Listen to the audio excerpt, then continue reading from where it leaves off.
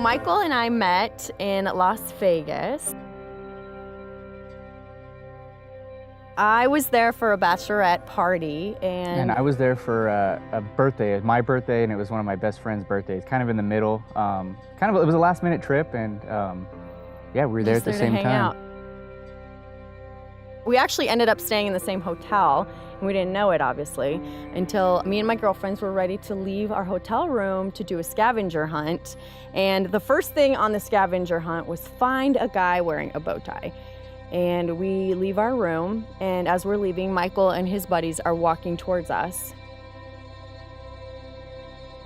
And I was on my way back to the room. I didn't actually even bring a tie to wear or a bow tie, so I borrowed a friend. So it was kind of coincidence that, you know, he had a bow tie and I was the only guy to wear a bow tie. I saw him immediately. It was the first guy I saw, and it wasn't even because he was cute. It was just literally because he was wearing a bow tie.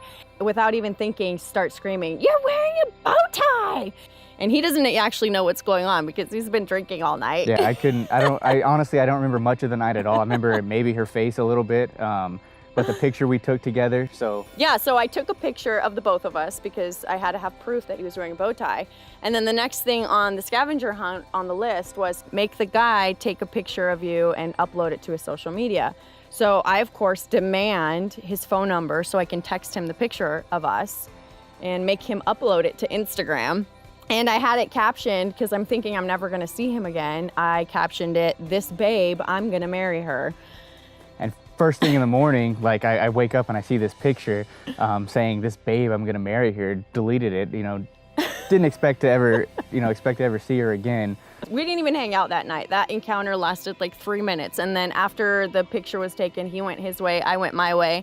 And then he texted me the next morning and was like, "Hey, do you have any Tylenol?"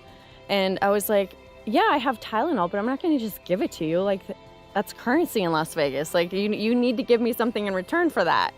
So all I had to give away was a box of maybe 3 or 4 left, but oatmeal cream pies.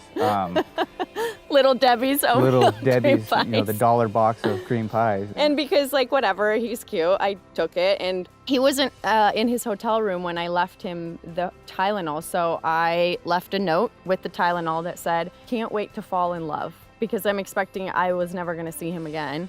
And as I'm leaving the note, he walks back to his room.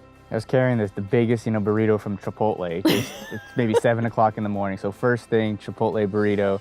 I see her dropping off the note at my hotel room door, and that's the second time we spoke and talked. So it was maybe another 3 minutes there. And we were headed out of town because he was living in Bakersfield, California, and I was here in Arizona. So we split ways. He texted me as soon as I was driving home back to Arizona and was just like, "Hey, how's it going?" And then you kind of just like left me hanging. Yeah, we texted that same day for a few hours. We just consistently texted.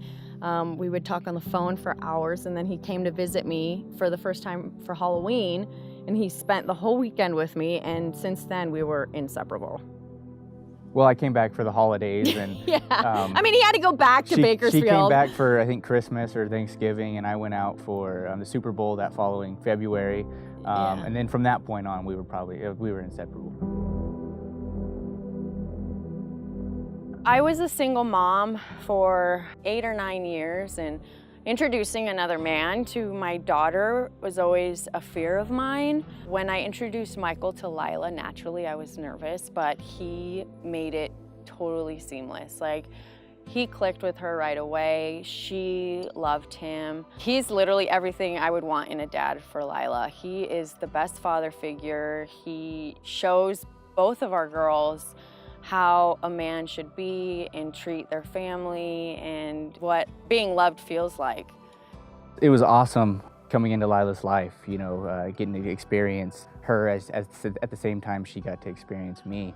Lila's a lot of fun. She's definitely a handful. I met her when she was 8 years old. She was still a kid at that point. Now she's a little bit older. We had a ton of fun together. We watched TV together. We played video games together. We definitely grew together. Michael is just so good at treating Lila like she's his daughter. When he refers to the kids, he says our daughters, and she's never made to feel like she's, a second part of the family. Like, we are all one. The reason that I love Michael is because he accepts my crazy. I am a lot to handle, and he's the first guy to ever make me feel like it's okay, and he accepts my crazy life and what I do for work, and not only does he accept it, he's really supportive, and that's hard to come by. He's responsible, and he's pretty much the yin to my yang. Like, I am all the things that I wish I could be and be better at, he is just naturally good at. Priscilla's really made me grow up. She's helped me just adapt to fatherhood and actually mold me and make me the man that I am now. Before that, I was just drinking every night, just hanging out with friends, living with 3 roommates, and I think I'm in a lot better place now because of her. I love what a good dad he is. Like, he's probably a better parent than I am.